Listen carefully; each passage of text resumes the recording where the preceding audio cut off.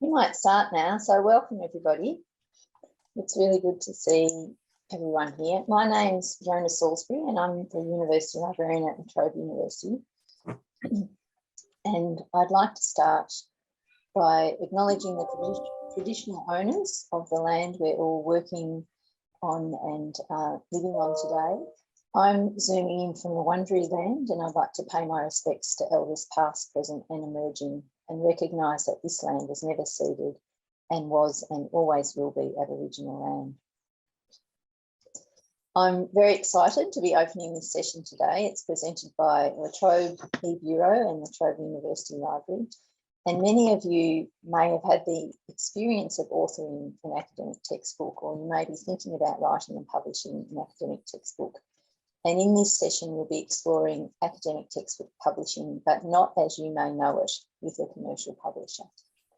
The topic this afternoon is open textbook publishing with the Trobe eBureau, which is about open access textbook publishing for public good. And I like to think it's good for authors, good for students and good for the community, locally, nationally and globally. We've got three panellists who will be sharing their experience of open textbook publishing. But first, I'd like to introduce Stephen Chang, who is our Coordinator Open Education and Digital Literacies at La Trobe University Library. And as part of his role, Stephen is responsible for the La Trobe eBureau. And he's going to set the scene this afternoon with some background about the eBureau and how it works. So I'll hand over to you, Stephen. Thanks, Fiona. So the La Trobe eBureau was one of the first major investments into a library as open textbook publisher model in Australia, and it set out to tackle three major challenges.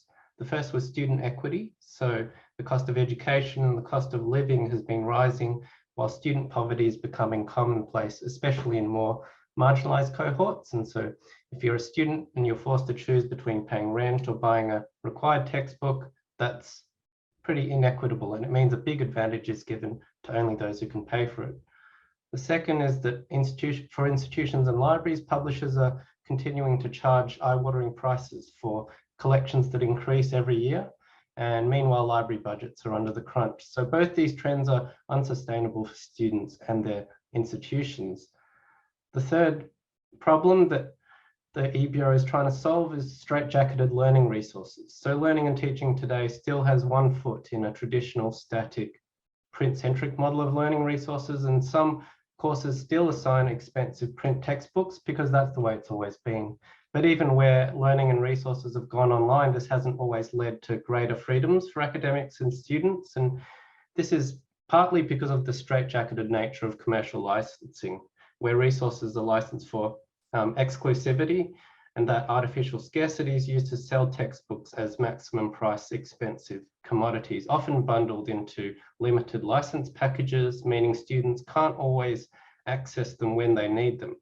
So even though the dynamic possibilities of digital engagement are technically available, they're in practice often foreclosed by these models of commercial licensing and restrictive control.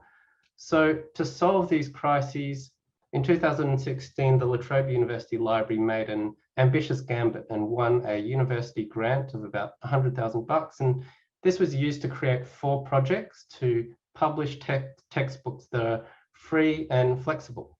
And you'll see some of these on your screen here. You'll notice the impact of that investment in professional design, identity kit, branding, and the dedicated staffing to make these really engaging resources for students.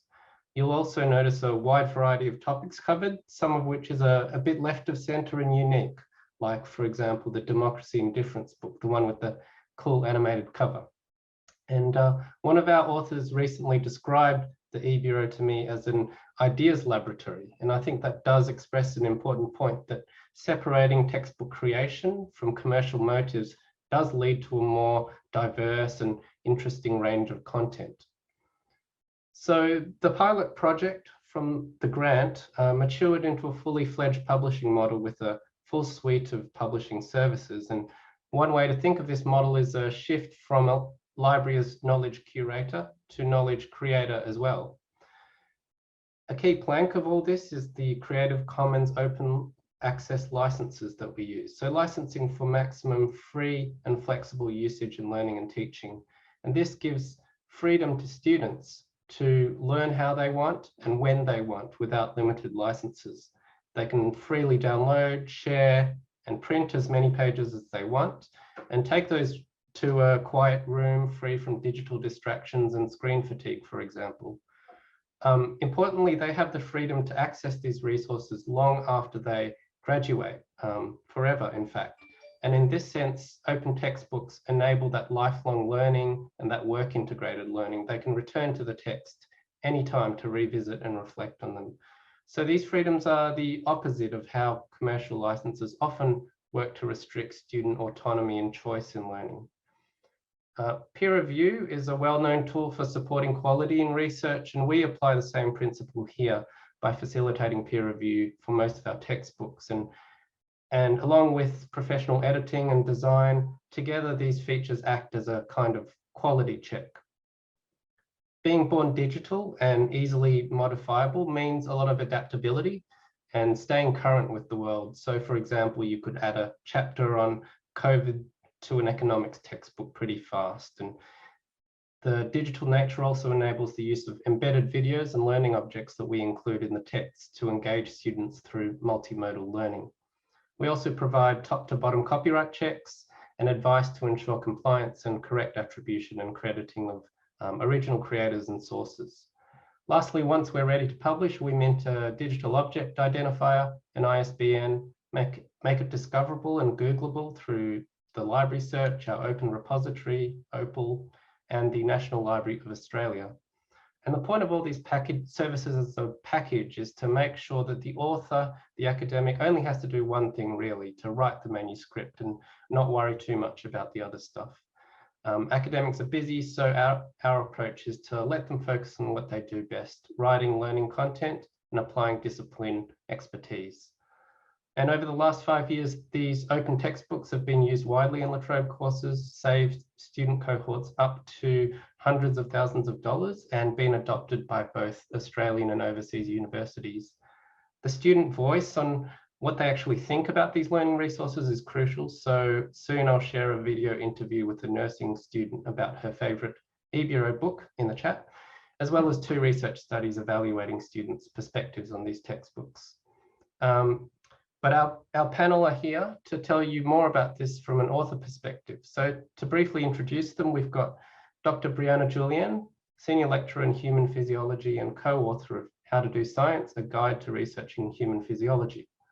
We've also got Louise Lexis, Associate Professor in Human Physiology from Life Sciences, and she's the other half of the dynamic duo, co-author of How to Do Science. And we're lucky to have Katherine Seaton, who's an Adjunct Associate Professor in Mathematics. Her research interests are in assessment in tertiary mathematics, which led to thinking about academic integrity for that context. And her book, published with the eBureau in 2018, is Don't Cheat Yourself: Scenarios to Clarify Collusion Confusion.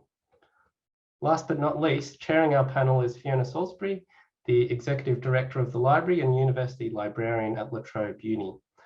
Fiona set up the La Trobe eBureau in 2016, supported by the La Trobe Strategic Initiative Grant. So thank you, and take it away, Fiona.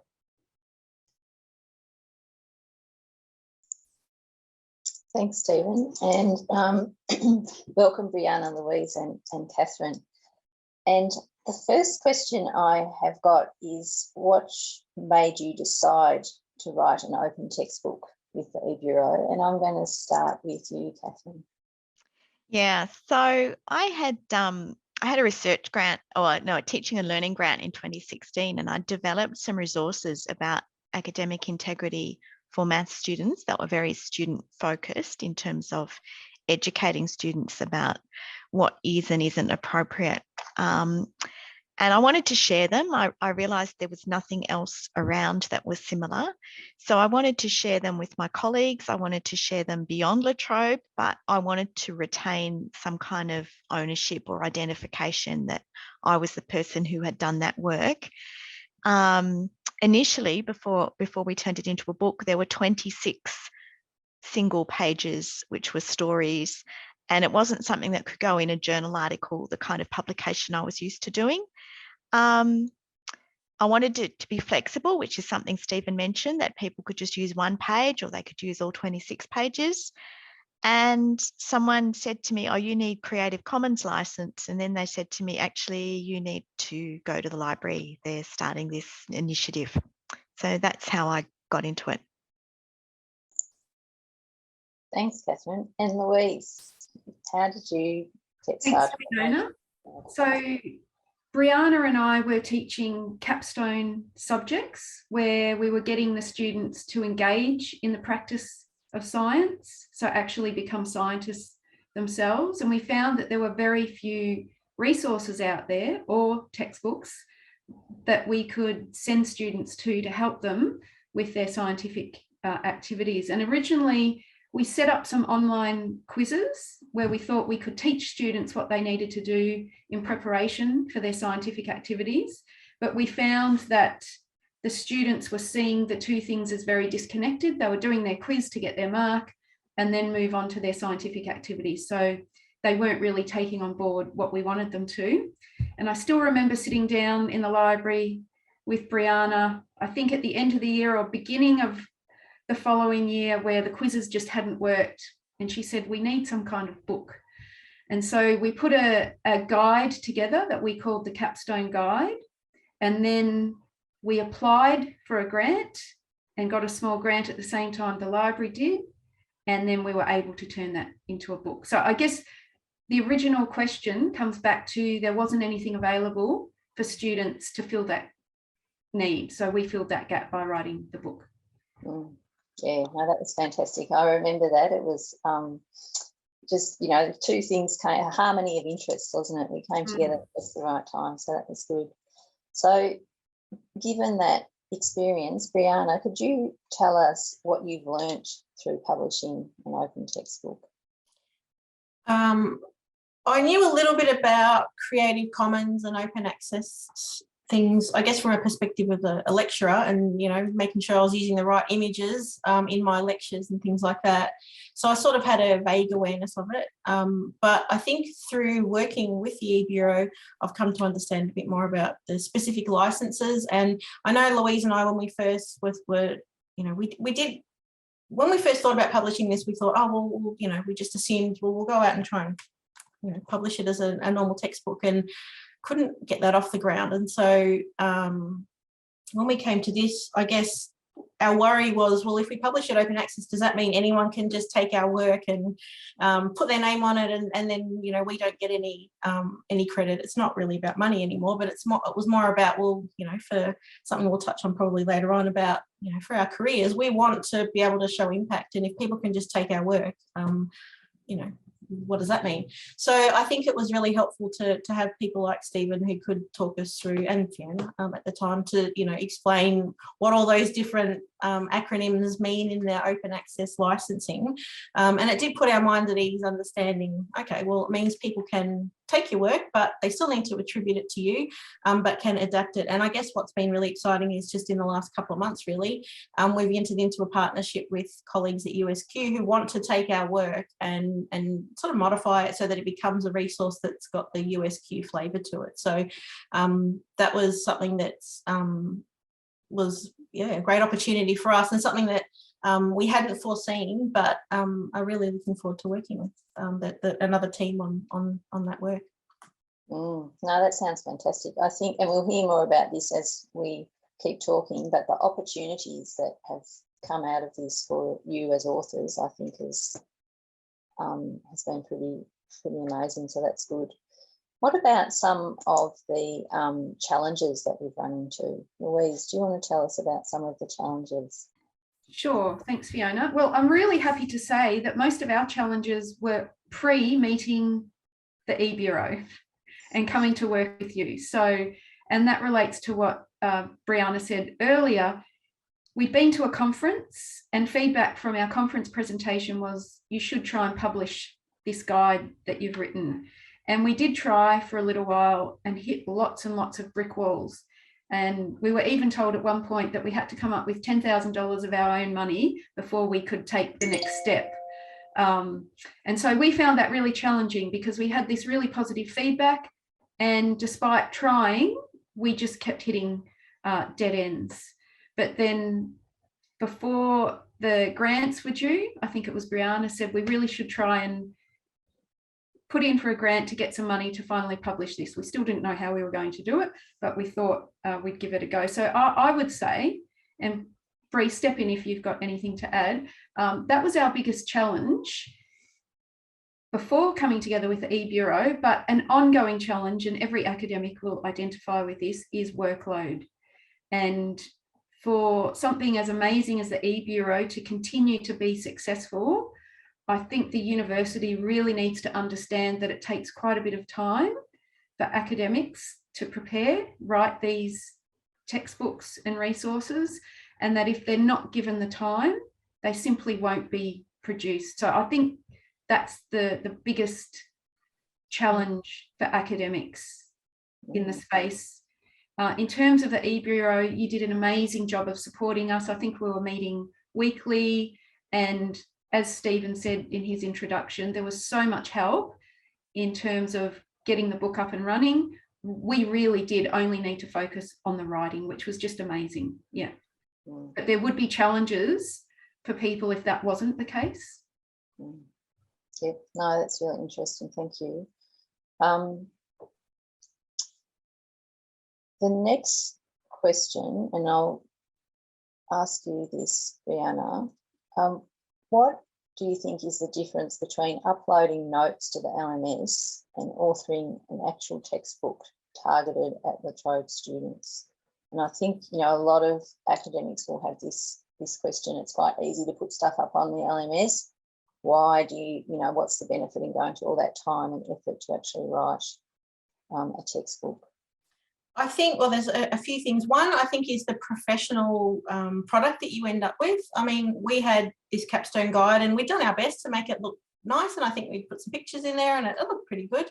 But obviously, compared to what a professional can provide you, it's not comparable. And I think I feel the same way as a consumer myself. If things look professional, you sort of, and you know, they're published and they're you know, there's a bit more weight to that. And, you know, the expertise that we got, you know, in developing this, it's still fairly basic because when we put this together, it was early days, but just the ease of navigation, it just looks really inviting. And that's some of the feedback we got from students, that, you know, they liked being in it. It wasn't just, you know, a Word doc that, you know, Louise and I put a lot of effort into, but you know, you can't beat those skills. So I do think that having a professional product, you know, a published textbook, it is more weighty potentially than just, you know, notes that we might put together. But I think Katherine had some more to say on that one. Yeah, I think there's a few other things too, that students get lasting access to a book if it's in the eBureau, whereas if you put your notes in the LMS, I've lost track of the number of times students have come back afterwards and said, you know, oh, I didn't keep them, you know, can you get them for me? And I mean, that's just a little one really compared to, say, authorship, that, you know, it's an authored book with a, as Stephen said before, with an ISBN number, whereas, you know, notes don't have that property. Yeah, that idea of being an author, and also the peer review, that getting it sent out for peer review. Although I guess often our notes are reviewed by our colleagues or people that we teach with, but you know, this is a bit more because they were outside peer reviewers who had a look at it and assured the eBureau that what we'd written was actually worthy of being published through the eBureau. What about, does anyone want to comment on once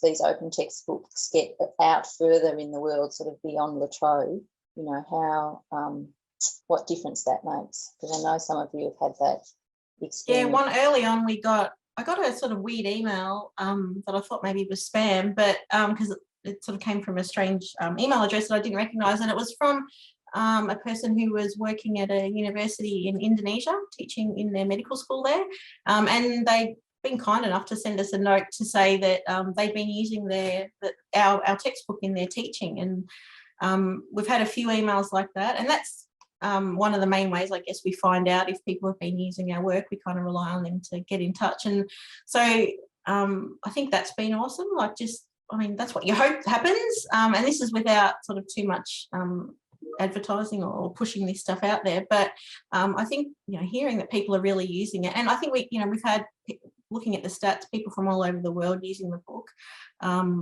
And, you know, that's what we want. We want people all around the world to be able to use this free of charge, and what we think is a really quality textbook. So, yeah, that's been a really nice side effect, I guess. Mm-hmm. Yep, oh, that sounds really good. Katherine, I've got a question for you about the quality of open educational resources, because sometimes people raise concerns about the quality of OERs. And I'm just wondering how you ensured quality, and how did the eBureau support you in making sure you produced a quality book? Yeah, so actually, I'll mention a book I was sent to review, not that, like a year ago, and it was the 7th edition of a textbook, and it had mistakes in it. It was from a big American publishing house. It had mistakes in it. I could Google online and find the list of mistakes that people had found in the 5th edition. They were still there in the 7th edition. And it was a stats textbook, and it had originally been published with a CD-ROM inside the cover. You remember that? And now those resources have been put online, but on every page there was a mention of going to such and such a spot on the CD-ROM and using a certain file.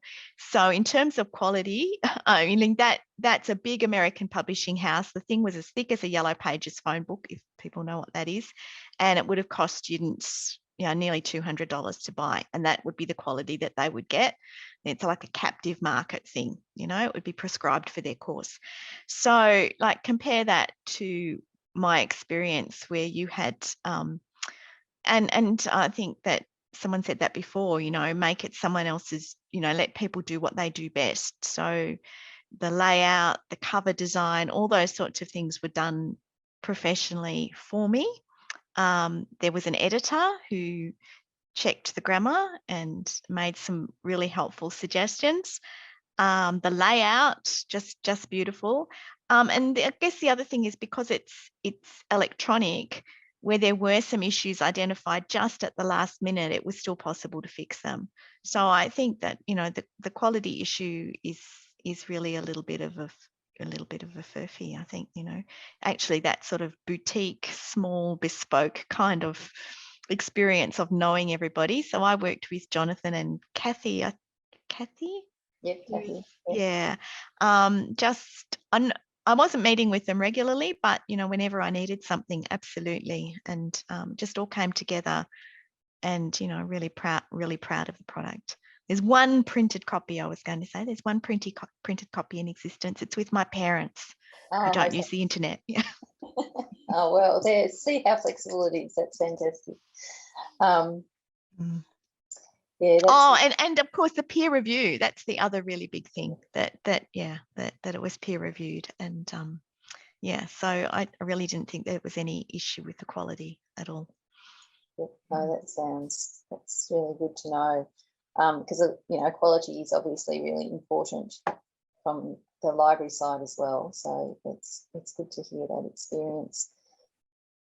I just want to talk now a bit about the benefits for students, because we haven't talked much about the benefits for students, and I wonder if, Katherine, you can talk again about what you think the benefits have been for your students. Yeah, so again, going back to that great big book that I was talking about, if I had chosen to put that in a course, the students would just have used a couple of pages from it, or a couple of chapters, maybe the first 6 chapters of this 17-chapter monstrosity. So one of the benefits is that these books are produced specifically for the subject that they're doing. So they're no bigger than they need to be. So I think that's really helpful.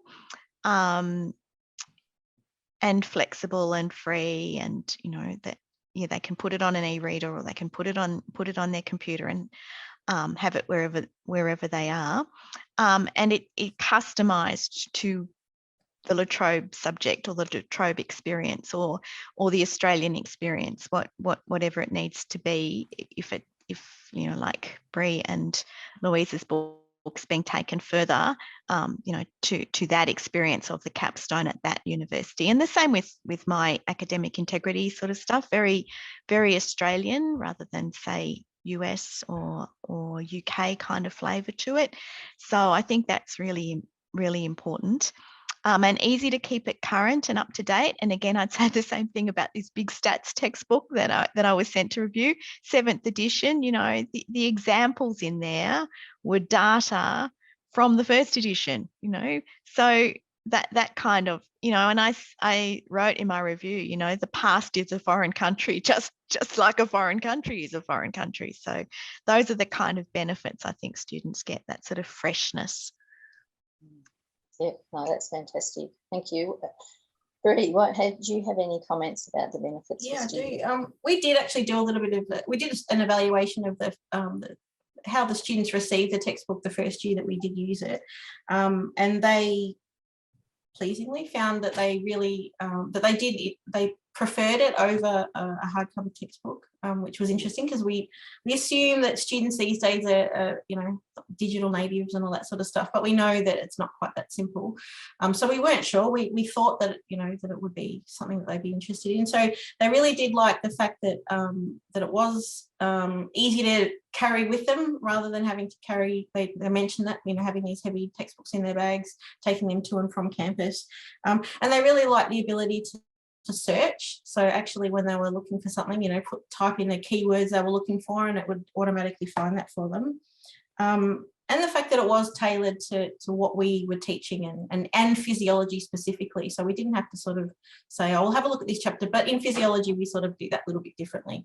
It was very specific. And I think the sort of having to conceptualize this as a textbook rather than notes that go with an assessment, I think made us think about it differently and make it more of a sort of holistic and fleshed out piece rather than, okay, they're writing a lit review, so this is what they need specifically for that. It gave us the opportunity to include some of the background information, I think, that, you know, about, well, science and the nature of science and why do we do literature reviews and why do scientists write journal articles and why is the scientific method like this. I think that was good for us. It was an interesting exercise to think about. And students might not read all of that, but some of them will. And that's maybe why it's been translatable to other scenarios too, because it is, while it is tailored to our students, it is still comprehensive, I guess, and does kind of step them through all the stages of the scientific method and include, you know, explanations and examples and a bit of history of where things came from. So I think that's what made it, another thing that made it a lot better than maybe the notes we had. We had to write some chapters from scratch because we didn't specifically teach a particular thing, we sort of glossed over it. But now it's, yeah, a really fully formed thing, I think. Yeah, I would say. And have you, Louise, have you noticed in your observation that those benefits have continued? Because I know that you sort of specifically measured that at that early point, but do you think those benefits have continued over the years? We haven't done any further formal evaluation, but anecdotally, yes. And colleagues here at La Trobe have given us really positive feedback on the book, and they've since taken over the capstone subject and are still using it. And think it's a great resource. So anecdotally, yes, but we do plan to do some formal evaluations with our colleagues at USQ once it's available there. So no, that's, yeah, sounds excellent. So thinking to the future, I'm just interested to hear from all of you on your future plans of authors as open textbooks. And I know Bri and Louise, you do have some future plans with colleagues at other universities, but yeah, what else are you thinking of? Have you got the open textbook bug? Are you planning more, or absolutely. So yeah, we got the open textbook bug as soon as we learnt more about it and started working with the eBureau, and our plan all along has been to have a series of how to do science books. We obviously have the physiology one because that's a discipline we're in, but our dream would be to have a whole series of how to do science texts that are discipline specific. There's so many different disciplines in science. So it's happened because we're going to be working with some colleagues from Monash and VU on a pharmacology version, and we're currently working with colleagues from Melbourne Uni on a dental and oral health version. And that came out of a presentation that Bri and I delivered at a scholarship meeting at Melbourne Uni one day. And it was probably about 6 months later we got contacted from a colleague who was at our presentation and said, I'd really like to do a dental version. And so that started the partnership there. So, and we are, you know, thinking about other things outside of how to do science as well. We do have the children's book that came out of a subject, The Little Cell. That's so right. Tell us more of about those would be great. Yeah, we didn't mention that. Tell us about that. So Brianna and I were teaching a science communication module where students had to come up with a scientific concept and choose an audience, a lay audience, and they could choose whatever mode they wanted. And this student chose to write a children's book, and it was about how a cell becomes muscle and the adventures along the way. So, and we shared a number with you, Fiona, and your team, and that one was picked out as being the most obvious one for publication. Yep, that's right. And we published it with the eBureau, and the idea was also to give the student that experience as an author and sort of working with different professionals in the eBureau and outside. So yeah, it was a really, really good. Yeah, and on that note, we've been in touch with Jay and the education school, and we are planning on doing a research project where we bring the book into the primary school setting and try and evaluate that, its impact. I think it's really good to hear these different sort of outcomes of, you know, what starts as essentially writing a textbook for La Trobe students for a La Trobe course, and it just turns into so many different sorts of initiatives. And the other thing that I love hearing is how collaborative it is, you know, and how this activity brings people from different institutions together to really to build these textbooks. Katherine, do you have any future plans? Have you got textbooks? Yeah, and there's also something in the chat that I want to respond to. But I've talked to Stephen about maybe having a second edition of my book, because my book was written about collusion in particular, that the sort of cheating by getting together and working on things. And of course, the big threat that we've all become so aware of now is contract cheating. And I would like to add contract cheating to the book to make it sort of like the second edition would include that as well. So someone mentioned in the chat, you know, sort of the disincentive because it's not something that gets counted. So what's happened to me since I wrote the book was one of the peer reviewers mentioned it to a leading Australian researcher in academic integrity, and she immediately invited me to write a book chapter for a book about academic integrity because no one else was publishing about maths, no one, and she knew there was this big hole. So the next thing that happened was a book chapter, and since then journal articles and numerous invitations to speak.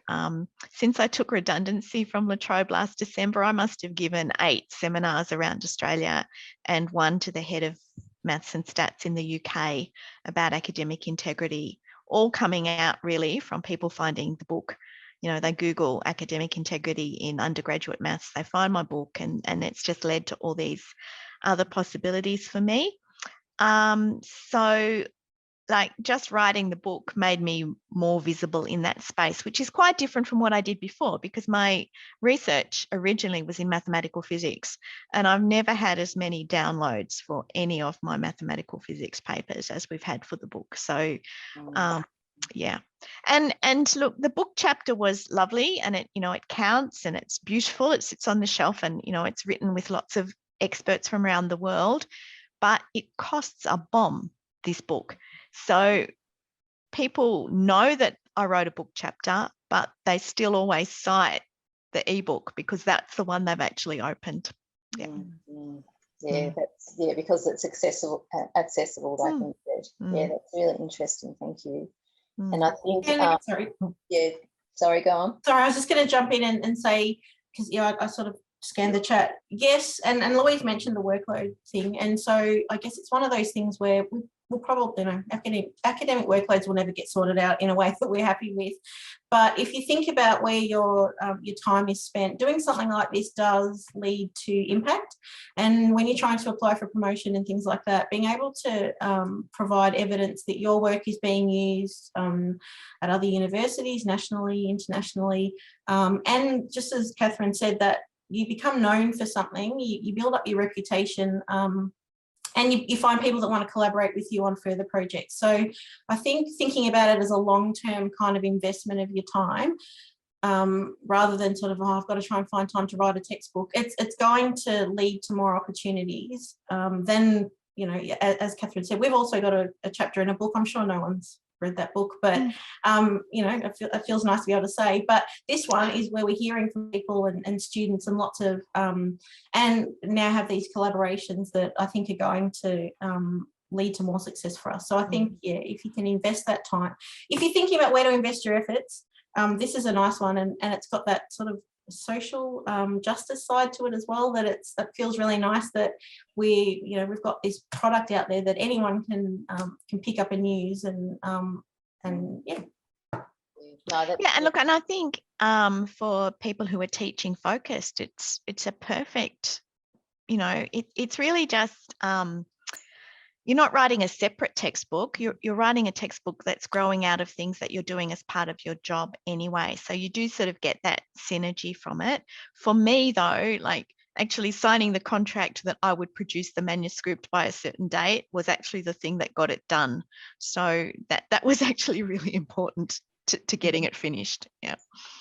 And the support, sorry Jay, I know you've had your hand up, but you'll never get this opportunity to work with professional designers. We had Fiona sourced an editor that was an expert in science, so she was reading it with a really she came from the right perspective. We've got David who helps out with copyright and contacted people, authors of journal articles, and asked if we could use their use their text. So like having access to this group of people, it's like gold. So yeah, and I think that's thank you. And I think that it is possible to get the recognition as well. I know, and Carol de Cruz has put a note in the chat there about democracy in difference, and we did. I'm very proud of that. I wish it would happen more, but we did get ERA recognition for that book, but that was because of the way that Carol wrote it and thinking about how to write it beyond the textbook. That's actually really interesting, because when I wrote mine, one of the editor's comment was you're writing more to academics than to students in your introduction. So I sort of reworked the introduction to be more student focused, but I could spin off what I'd previously written and got a journal article out of it. So yeah, I mean, writing, just the discipline of writing makes you write more writing, basically. Yeah, that's exactly right. I've got one more question before we open up and see if there's any questions from the audience. But Jay, you've had your hand up for a while. I just wanted to swing to Carolyn, who's here actually, but you've kind of pipped me to the post there, Fiona, just to get her to talk a bit about her experience with her book that did get ERA recognition. Is there anything you want to say about that, Carol? Thanks. I think we were really aware at the start that this was the position that we were in, that there would be a problem with workload recognition, and it was a real problem for me as a person. So Andrew, Fiona, Kathy, all of us were aware from the start that the way in which the book was constructed would be like a kind of a test case as well. But the thing that I had in my mind is that I wanted to write not just for students, but for colleagues who don't study what I study.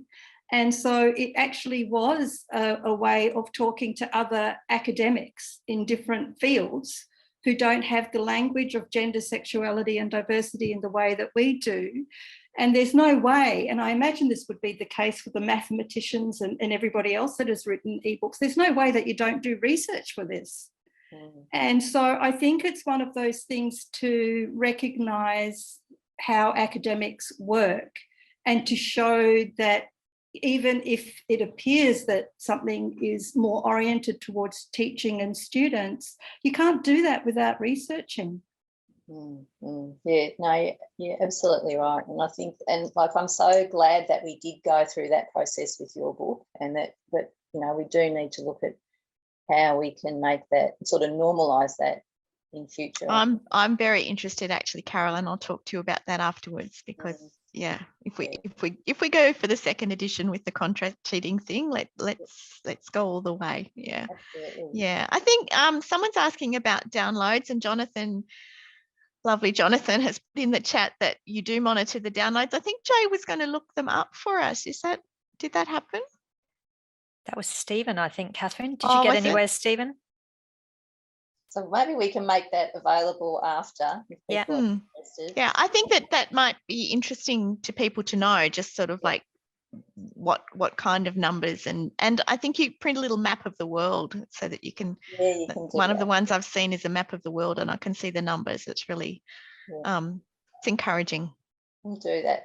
We might go to, and Carol, I might ask you to stay as well for the last question, because I'm sure that you all have some comments about this. And the last question is, what are the best ways that university might support open textbook publishing in the future? And not just La Trobe, but all universities. And I just wondered if you could share your reflections, each just give us your reflections on that.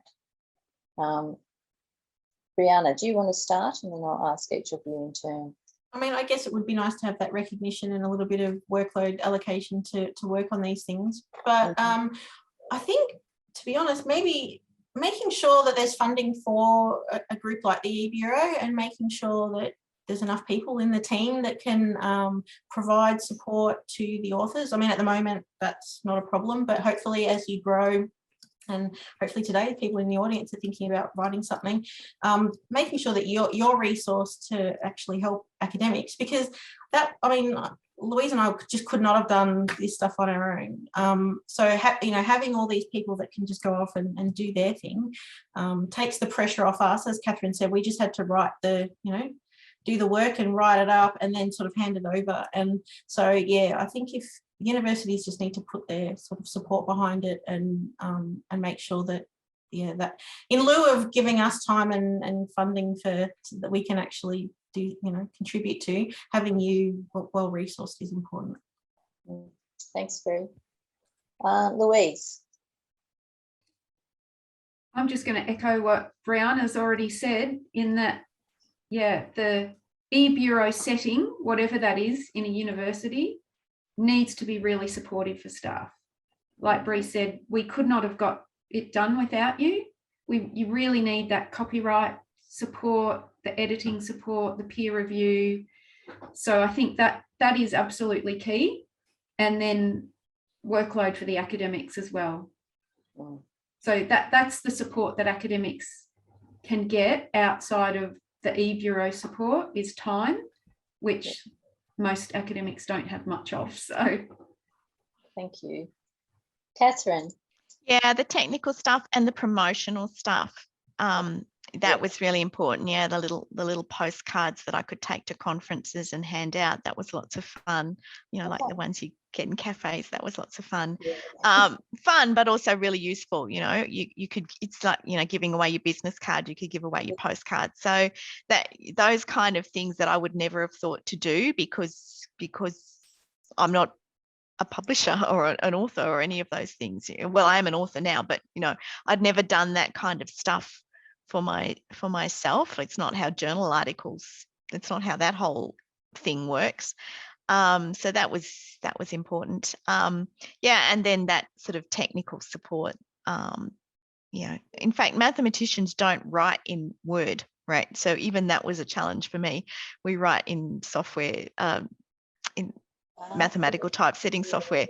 So just all those kind of things, just lots of help with that. And also really useful suggestions like, let's have a glossary, Katherine. I'd never thought of having a glossary, and it's an interactive glossary. So if you click on the word in the text, it jumps to the glossary. So those kind of things, and I would never have been able to do those. So that's the kind of specialized support, and that I was at that having something like the eBureau makes possible.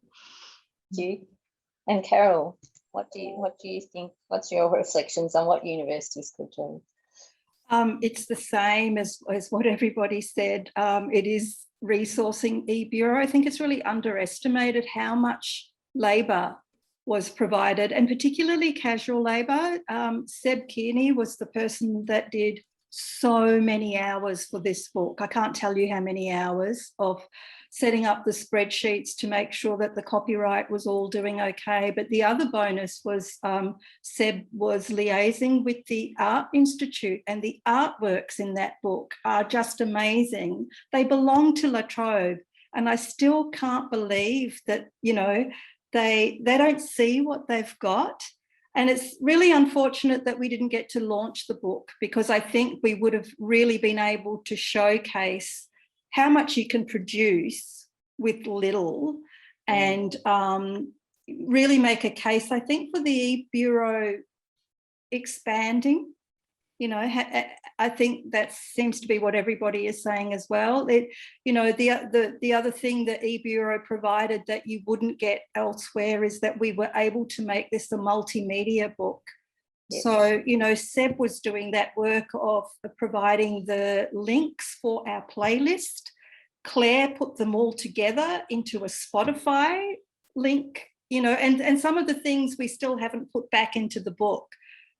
Just because COVID happened and time happened and all of those other things. But it's really one of those things that can keep expanding. But for it to do that, you need constant labour. Yeah, thanks, Carol. That's really, really good to get everybody's thoughts on that. And it is a collaborative thing, and it just shows you how things can grow, and how good they can actually get for our students and for the wider community when we all work together on this creative process.